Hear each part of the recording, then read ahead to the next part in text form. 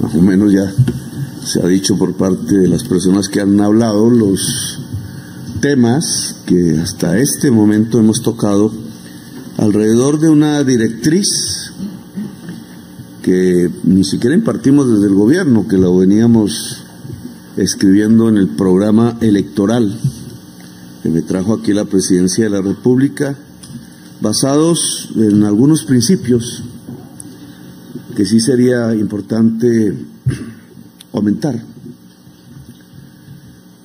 ¿Qué es lo que queremos alrededor de la fuerza pública de Colombia? Como el gobierno actual, gobierno que obviamente, como todos los gobiernos, es transitorio, las instituciones cambian más lentamente que las personas, pero también cambian. Y en la sociedad en su conjunto y la humanidad misma, en su cultura, que ojalá pueda seguirse transformando para bien. Aquí ya ha pasado una gran transformación de las instituciones en medio de este gobierno, porque el hecho que comentaba el ministro de crecimiento en porcentaje espectacular realmente de la presencia de la mujer en la fuerza pública es un cambio cultural, yo diría, de milenios en la humanidad. Milenios llevan la historia del poder del hombre, de su primacía en las sociedades, en los países. Excepciones hay, obviamente, las culturas todas son diferentes, pero en general la historia de la humanidad que conocemos, por lo menos en las civilizaciones principales, ha sido la historia de los hombres, el silenciamiento de la mujer, su sumisión. Es una primera relación de dominación que se establece desde hace mucho tiempo. El poder es del hombre, la mujer obedece, se reprime, se silencia. Esa es una historia escrita de la que hacemos parte también nosotros y que empieza a cambiar desde hace unas pocas décadas en el mundo y en Colombia también. Fue un general el que trajo por primera vez o propició por primera vez el voto femenino. No hace mucho si se cuentan los años de la historia. 1953. Bueno. General del ejército, 54 fue exactamente.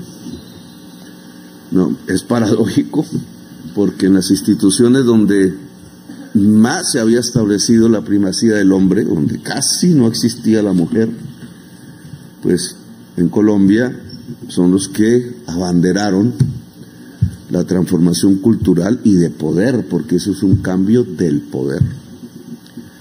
Es interesante y alguien debería escribir la historia, porque vale la pena tenerla, refrendarla, traspasarla a las generaciones que siguen, porque no es lo mismo una fuerza pública de hombres a una fuerza pública que contenga y de verdad a la mujer. No solo por el número en las bases, sino porque va ascendiendo, va tomando control, va tomando poder de mando. A un grupo de hombres, un porcentaje no muy bajo, no les gusta esto. Reaccionan y hemos visto a veces reacciones tan violentas que llevan al feminicidio. Una reacción del hombre por miedo, es una cobardía del hombre que no se atreve a aceptar que la mujer sea igual que él, no más ni menos, igual. Tantos miles de años llevamos, tanta fortaleza tiene esa cultura ancestral, diríamos, del poder del hombre, que el cambio, como todo cambio, trae reacciones adversas, trae miedo. Sobre el miedo se sustenta lo peor de la humanidad. Y aquí estamos asumiendo esto más o menos con tranquilidad.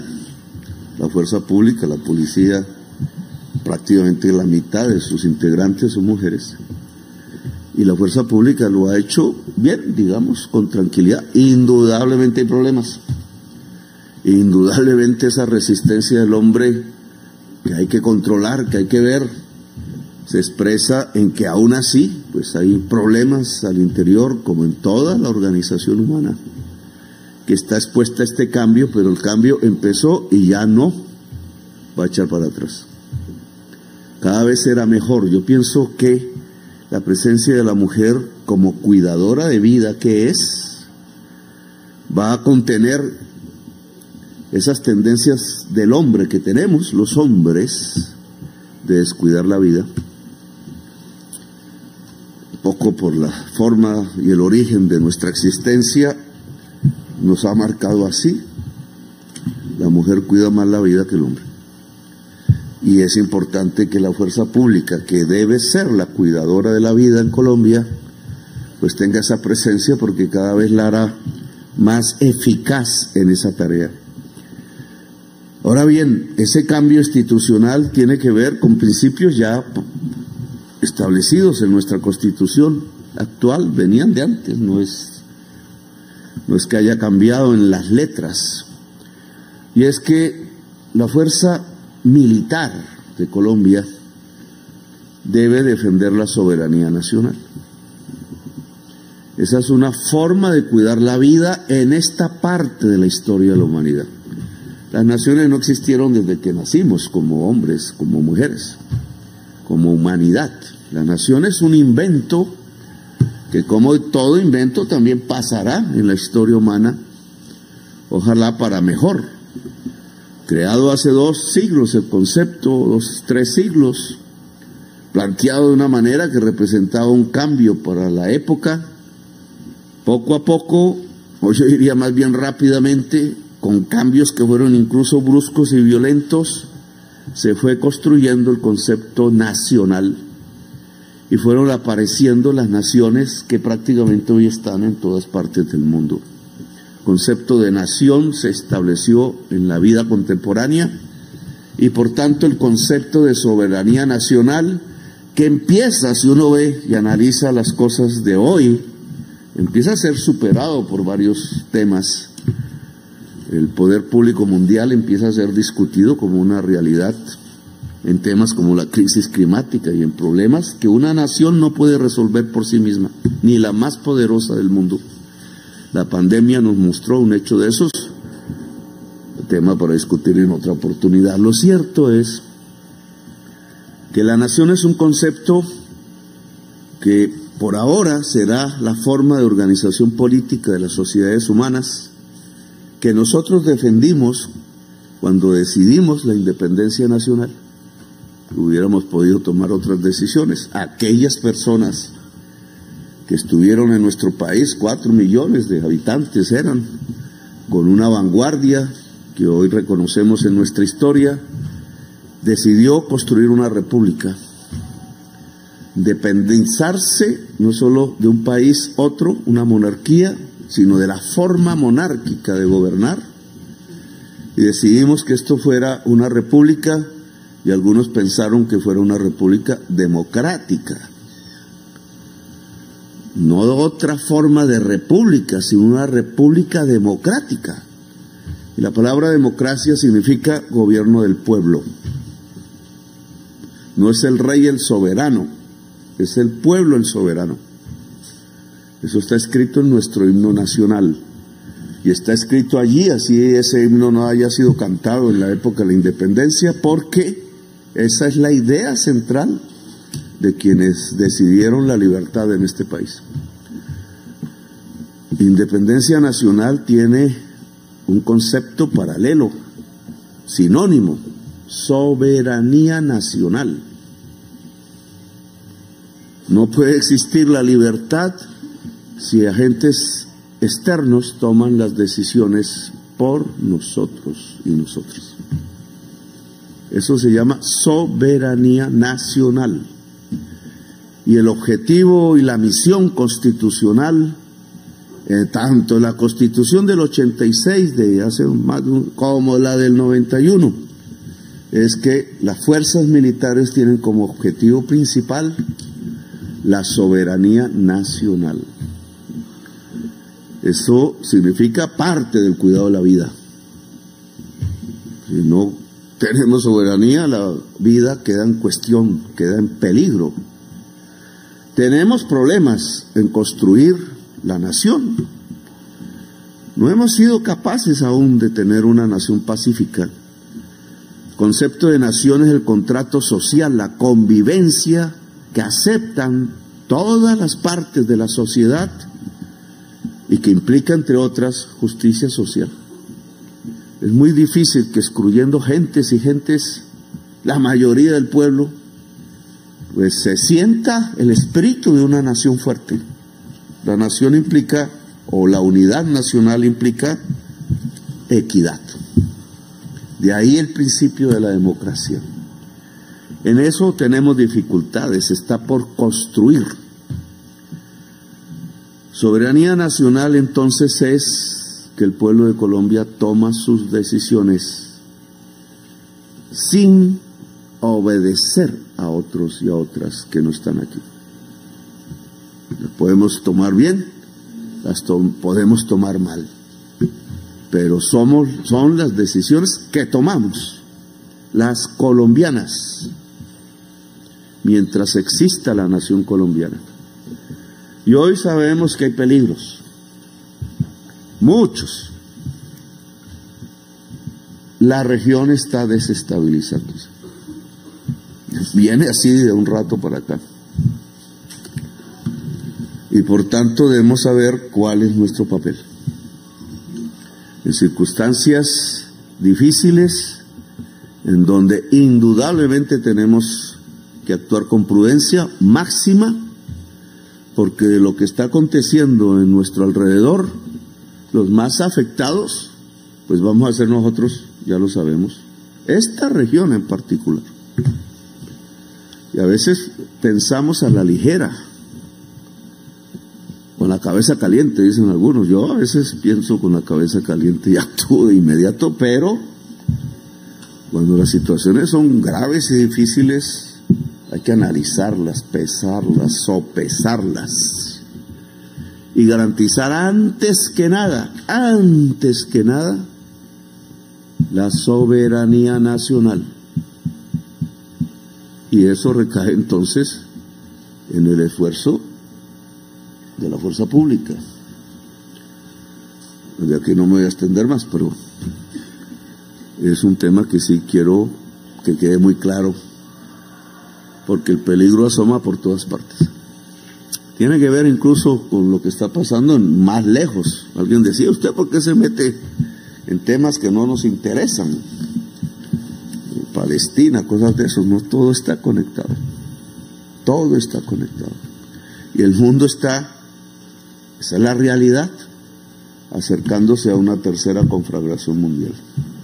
Con unas armas, unas tecnologías que harían palidecer la Segunda Guerra Mundial. Y eso es un peligro inminente contra la vida, ya no de una etnia o de una religión o de un país o una ideología, sino es la humanidad la que está en peligro. Por tanto, si nuestra región empieza a ser víctima de esa oleada de desestabilizaciones violentas, pues nos tocó pensar bien todo.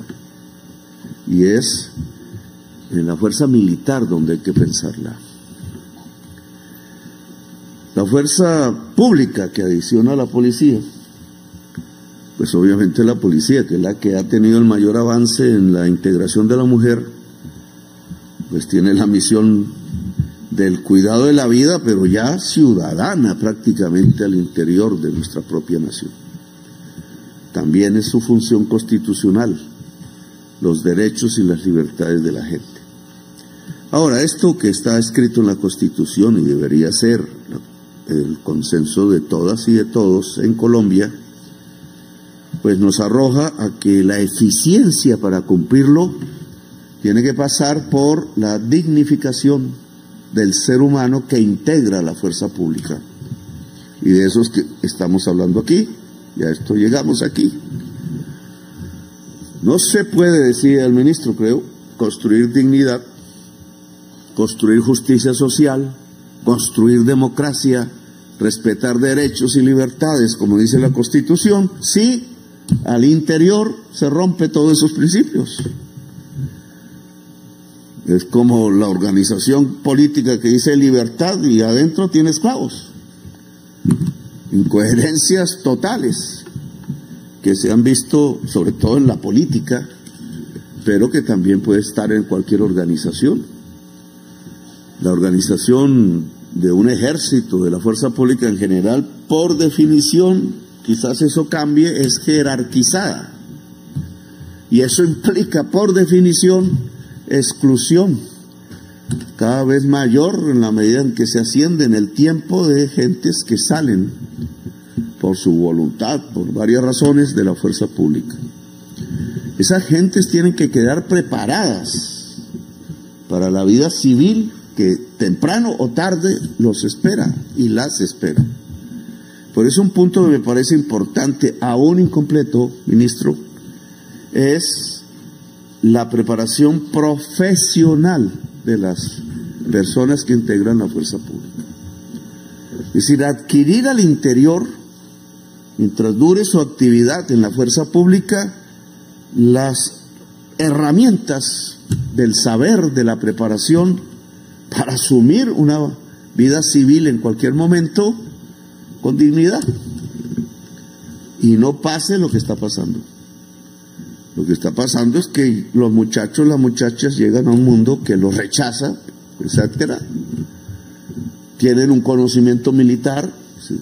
La sociedad ha pagado a través de los impuestos un conocimiento militar que puede terminar es aprovechado por mafias, narcotraficantes, etcétera, o poderes extranjeros en otras partes del mundo, muertos, muertas, simplemente porque esta sociedad no le dio a esa misma persona la posibilidad de transitar a una vida civil con dignidad.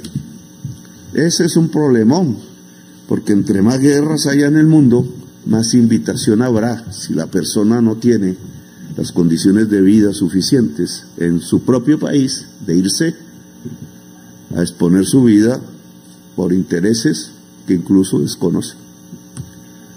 Continuaría, en el caso colombiano, una violencia que nosotros queremos acabar, porque Colombia no puede ser nación si vive en medio de la violencia.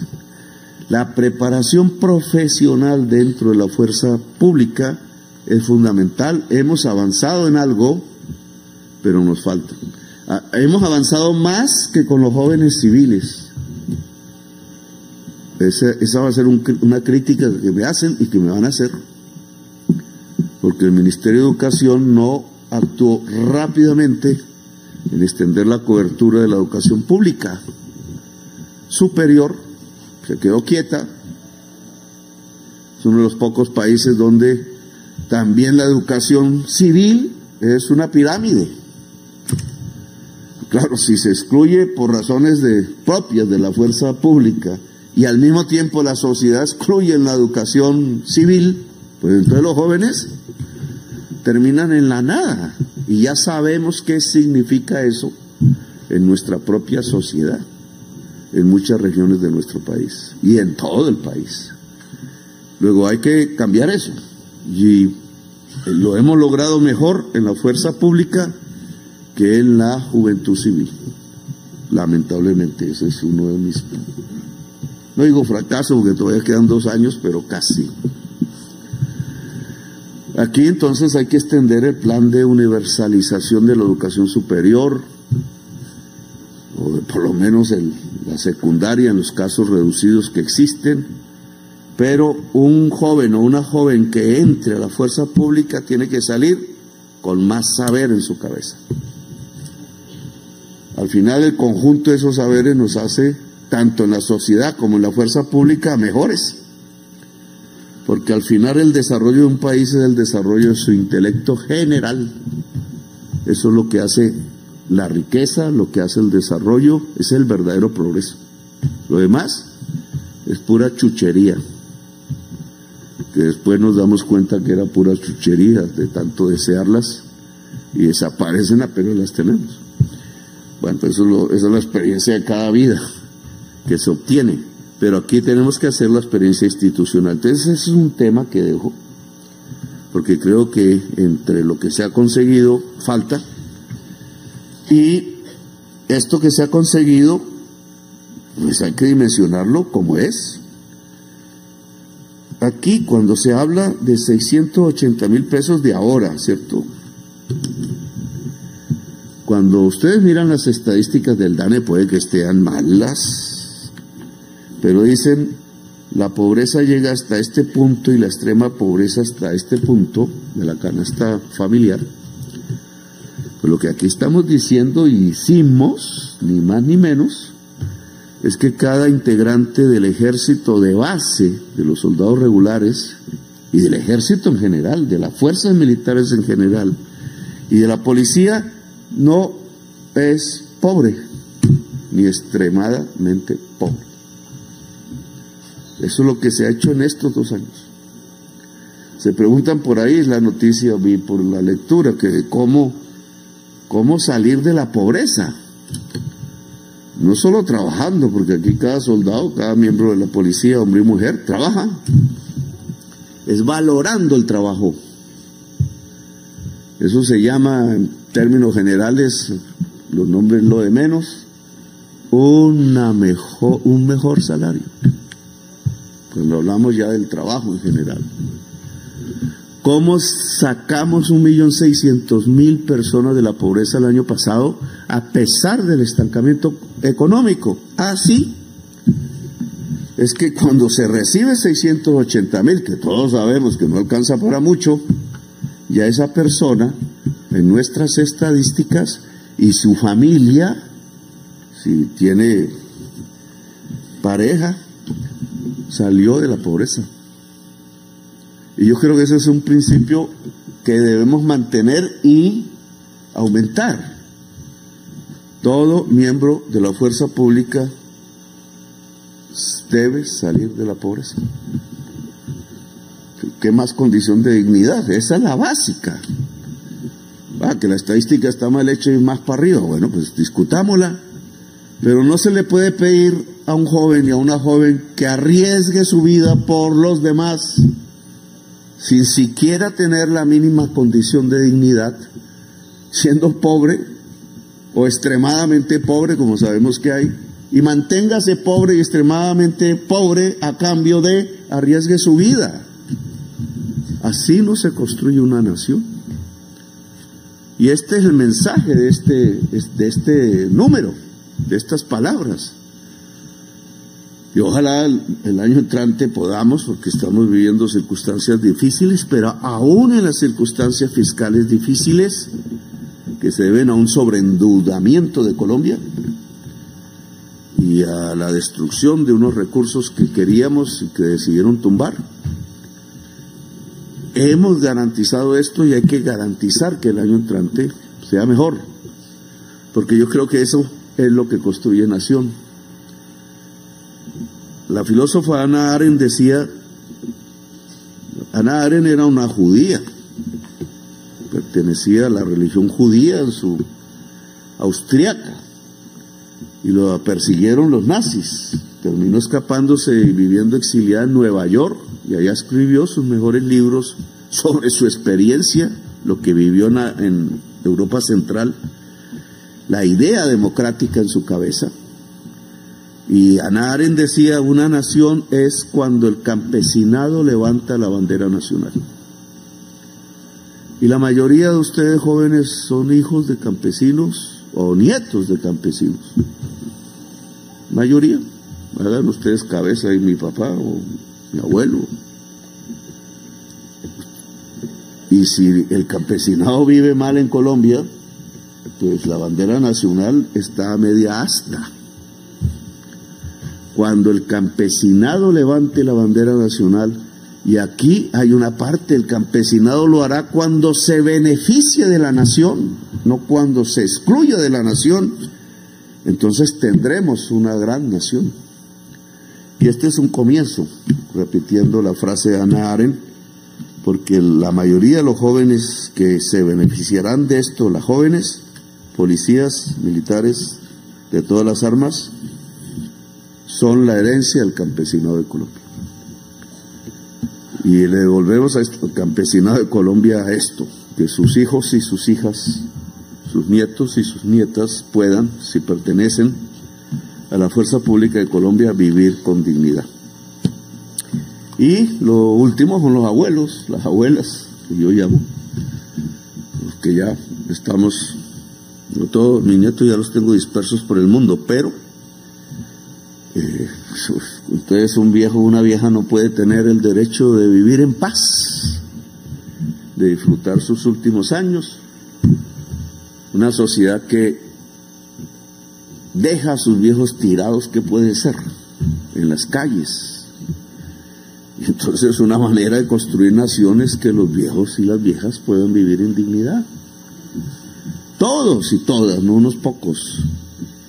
Y lo que se ha hecho aquí en frente a los pensionados, devolviéndoles la mesada 14, que se las habían quitado, y que nos representa un gran gasto, casi $1 billón de pesos. Alguien decía, ustedes disminuyeron la inversión, pero creció el funcionamiento. El funcionamiento crece porque de la reforma tributaria una parte fundamental se va a funcionamiento pagando maestros en la educación, que pasa de 50 a 70 billones. Entonces, ¿qué? ¿No pagamos maestros? ¿Qué le pasa a una sociedad cuando sacrifica la educación de su niñez?